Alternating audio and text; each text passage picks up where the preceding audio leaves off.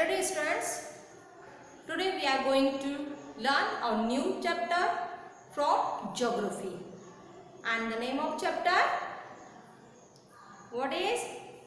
Okay, I am giving you some hint. We are using so many things from morning till night. Okay, तो जो चीजें हम morning से लेके night तक ही यूज करते हैं, just like I hold duster. Okay, duster. It is a duster. It is made of wood. ये किससे बना है? लकड़ी से बना है. और इसमें क्या लगा है? फर लगा है. Okay? तो ये मेरे लिए क्या हो गया? It is a resource for me. Just like a blackboard, green board. It is also resource for teachers. Green boards किसका resource है? Teachers का resource है.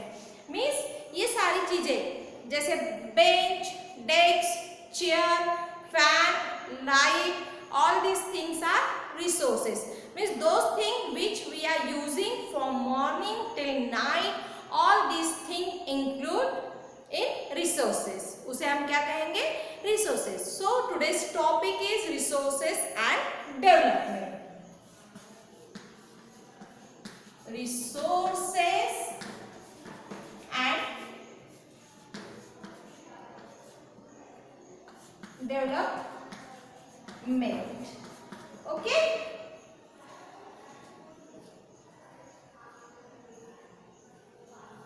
resources and development means resources का यूज करके ह्यूमन बीइंग ने क्या किया है? डेवलप किया है. तो यहाँ पे एक डेफिनेशन है कि what is the resources? Everything available in our surrounding which can be used to satisfy our needs, provided it is technologically accessible and economically feasible and culturally acceptable, can be called resources. Resources किसे कहा जाता है?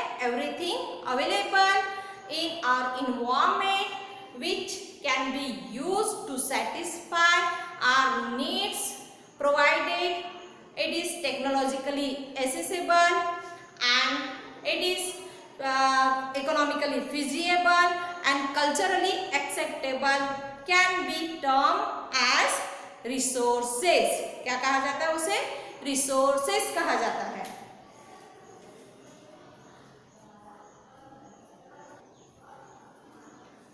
See, here I have written the definition of the resources. Everything available in our environment which can be used to satisfy our needs, provided it is technological accessible, economical feasible and culturally acceptable, can be termed as resources. Means सारी चीजें जो environment से हमें available होती है, जिसका use हम किस लिए करते हैं? हमारी जो डेली नीड्स जो होती है उसे फुलफिल करने के लिए, उसे सेटिस्फाइड करने के लिए वो प्रोवाइडेड की जाती है. And it is technological accessible. Means technologically ये क्या होती है? रेडीली अवेलेबल हो जाती है. Then economically फीजिएबल. इकोनॉमिकली ये क्या होती है? पॉसिबल भी होती है हमारी यूज के लिए. And culturally acceptable. मींस इसे हर कोई सोसाइटी में एक्सेप्ट किया जाता है. That can be term as resources. The question will be come for 1 marks. Define the resources or explain the term resources. That time we have to write this definition. Everything available in our environment which can be used to satisfy our needs, provided it is technologically accessible, economically feasible and culturally acceptable, can be termed as resource. इसे क्या कहा जाता है? Resource कहा जाता है. अब ये रिसोर्स क्या है? इंटरेक्ट करके हमें रिसोर्स मिला है. जो ह्यूमन बीइंग है, ह्यूमन बीइंग ने क्या किया? एक मेक के साथ इंटरेक्ट करके रिसोर्स को डेवलप किया है.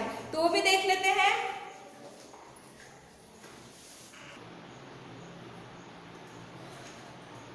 सी here our triangle which shows human beings interdependent relationship between nature, technology and institutions. Means human beings का क्या हुआ है? ये human beings का physical environment का, टेक्नोलॉजी का, इंस्टीट्यूशन का. ये क्या है, ये इंटरडिपेंडेंट है एक में के ऊपर। सो ये जो ट्रायंगल शो कर रहा है, किसे शो कर रहा है, interdependent relationship between nature, technology and institutions. जो इनके बीच में ह्यूमन बीइंग ने क्या किया है, the process of transformation of things, जो प्रोसेस है चीजों को ट्रांसफॉर्म करने की, of things available in our environment involves an interdependent relationship between the nature, technology and institution. Means जो भी चीजें अवेलेबल है इन्वायरमेंट में, उस पे प्रोसेस करके उसे ट्रांसफॉर्म किया है किसने, ह्यूमन बीइंग्स ने। और इसकी वजह से इनके बीच में क्या है, इंटरडिपेंडेंट रिलेशनशिप्स है। जैसे यहाँ पे कहा गया है कि जो ह्यूमन बीइंग है, ह्यूमन बीइंग ने क्या किया है, नेचर से चीजें ली है, फिजिकल इन्वायरमेंट से वो चीजें ली है, फिर उसे टेक्नोलॉजिकली प्रोसेस किया है, और उसके बाद उसने उस पर प्रोसेस करके उसने इंस्टीट्यूशंस क्रिएट किया है। तो इसलिए इसे इंटरडिपेंडेंट रिलेशनशिप्स कहा जाता है। क्या कहा जाता है, interdependent relationships between nature, technology and institutions. Means human being interact with the nature through the technology and then he create the institutions. तो आपको अगर आता है डायग्राम, आपको बोला जाता है कि draw the diagram of interdependent relationships between nature, technology and institution. That time you have to draw this triangle. Means human being ने इसके थ्रू क्या किया है, और फिर इंस्टीट्यूशन क्रिएट करके उसने क्या किया है, डेवलपमेंट किया है। इसीलिए कहा जाता है development, resources and developments. Mean human being use the nature resources and then with the help of the technology and then he create the institution. So the chapter name is resources and development, and through the use of all these things he developed the country. उसने क्या किया है, country को develop किया है, या accelerate the economic development. Mix accelerate means उसने economic development को बढ़ाया है। जैसे एक्सीलेटर देकर हम अपने गाड़ी की स्पीड बढ़ाते हैं, सेम थिंग इकोनॉमिकली डेवलपमेंट किया गया है किसके through, to use the nature resources, nature के रिसोर्सेस को यूज करके। क्वेश्चन आपको आ सकता है 2 और 3 मार्क्स के लिए कि draw the diagram of the interdependent relationship between nature, technology and institution. So that time you have to draw this diagram. Okay.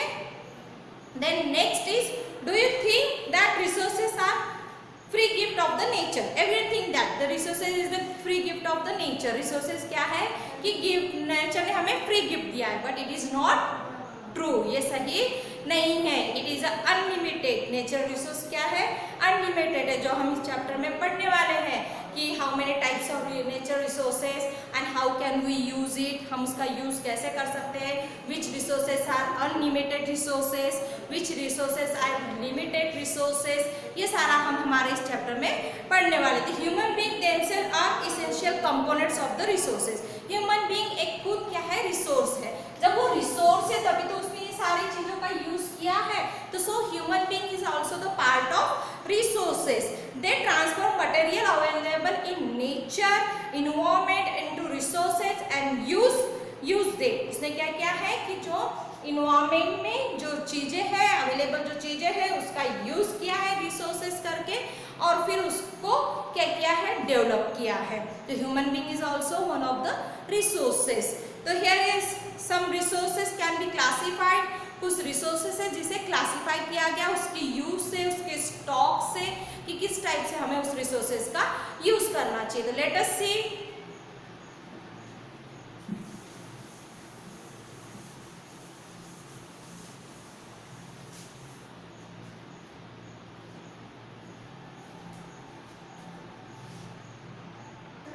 Okay, see, here is the chart of resources.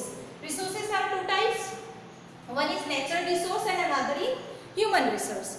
I have already told you about the human resource. We are also resource. हम एक resource है because you are using the natural resource and convert it into a product, हम उसको product में ही क्या किया, convert किया. So we are also resource, human also resource. तो natural resource are divided into two parts, renewable and non-renewable.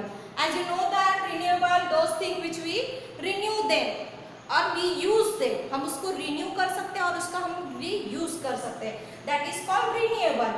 And non-renewable means which we can't do again and again. हम उसको use again and again and which we can't use means हम उसको लगातार use नहीं. Non renewable means जो renew नहीं होती है, those thing which can't renew, जो रिन्यू नहीं हो सकती, that is called non renewable.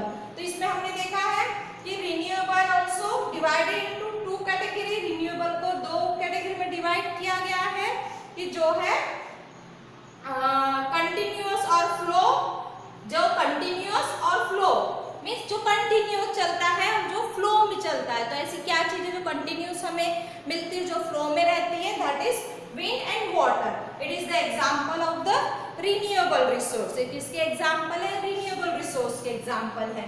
Means continuous और फ्लो. तो कंटिन्यूअस हमें वाटर मिलता है, फ्लो मीन्स हवा चलती है. तो it is a renewable resource. Then the renewable resources another part is biological. जो renewable resource, it is divided into two part. One is continuous और flow, the example of wind and water, and another is biological resource. That among them the natural vegetation are one of the example, and second is wildlife. तो natural vegetation को हम क्या कहते हैं, flora means related to forest and wildlife related to fauna means animals. तो इस type से देखिए natural resources are divided into two parts, renewable and non-renewable. Renewable also divided into two parts, continuous or flow, wind and water, and biological another part. And biological also divided into two parts, natural vegetation and wildlife. तो ये हो गया हमारा natural resource में से हमने one renewable देखा. अब non renewable resources जो renew नहीं किए जाते उसे कहा जाता है non renewable resources. तो उसमें क्या आता है non renewable resource में, recyclable and non recyclable mean जिसे हम रिसाइकल करते हैं, जिसे रिसाइकल करके हम फिर से यूज करते हैं, ऐसे रिसोर्स जिसका यहाँ एग्जांपल दिया गया है metals. Metal is a recyclable resource and another is non recyclable resource जिसे हम रिसाइकल नहीं कर सकते, जैसे fossil fuels. It takes 1000 of years to build up. बनने के लिए इसे 1000 ऑफ इयर्स लग जाते हैं, जिसे हम रिसाइकल नहीं कर सकते, उन्हें कहा जाता है नॉन रिसाइकेबल. मीन्स उसका एग्जांपल दिया गया है फॉसिल फ्यूल्स. तो देख लीजिए non renewable also divided into two part, recyclable resource and non recyclable resource. The example of recyclable resource is metals and the example of non recyclable resource is fossil fuels. Okay, तो ये idea clear है आपको? Have you getting my point? Understood? Yes. In natural resource, it is divided into two parts: renewable resource and non-renewable resource. Renewable resource also divided into two parts: continuous or flow, and another is biological. The continuous or flow का example है wind and water, and biological का example है non-vegetation and wildlife. Then non-renewable resources also divided into two parts: recyclable. The example of recyclable resource is metals, and non-recyclable. The example of the non-recyclable resource is fossil fuels. Then human is also another resources. One is natural, another is human. तो human ने क्या किया है? Structures and institution. Human ने क्या बनाया है? Structures बनाया है and institution. दो पार्ट में ह्यूमन रिसोर्स को भी डिवाइड किया गया है. One is structures and institution and another is quantity and quality. Another क्या है? Quantity and quality. तो it is the classification of resource. अगर आपको एग्जांपल आता है या क्वेश्चन आता है, draw the chart of the classification of resource, that time we have to draw this chart. Okay, please write it on your notebook. आपके notebook पे चाहिए ये. I will check. ओके, मैं चेक करूंगी कि क्लासिफिकेशन ऑफ रिसोर्सेज, इसका heading दी गई है क्लासिफिकेशन ऑफ रिसोर्सेज. तो resources are classified into two category: and human resource. Natural resource also divided into two parts: renewable, non-renewable. Renewable resource also divided into two parts: continuous or flow and biological.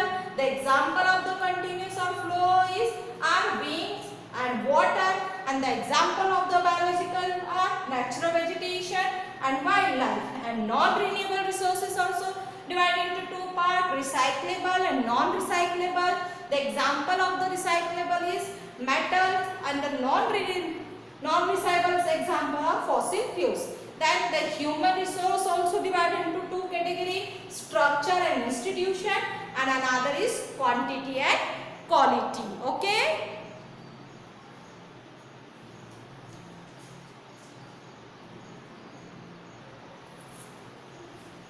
Then we will study it one by one in detail. Means classification of resource on the basis of its origin. उसके origin पे basis, जिसमें हम biotic resource abiotic resource पढ़ेंगे. Then उसके बाद on the basis of accessibility means खत्म होने के बेसिस पे, मीन्स ये कैसे एग्जॉस्ट होते हैं उस पे हम पढ़ेंगे रिसोर्स, जिसमें आप रिन्यूएबल एंड नॉन रिन्यूएबल देखेंगे, जिसको हम डिटेल में पढ़ेंगे. Then on the basis of the ownership, जिसमें इंडिविजुअल होता है रिसोर्स, इंडिविजुअल खुद के, मेरे खुद के रिसोर्स होते हैं, जैसे ये हाउस मेरा खुद का रिसोर्स है, स्कूल खुद का रिसोर्स है. देन कम्युनिटी रिसोर्स आप गवर्नमेंट के रिसोर्स होते हैं, उसके बारे में हम डिटेल में पढ़ेंगे. And then the basis of the status of the development. तो ये सारा है, हम डिटेल में इसको one by one we will see in our next video. Okay, thank you very much.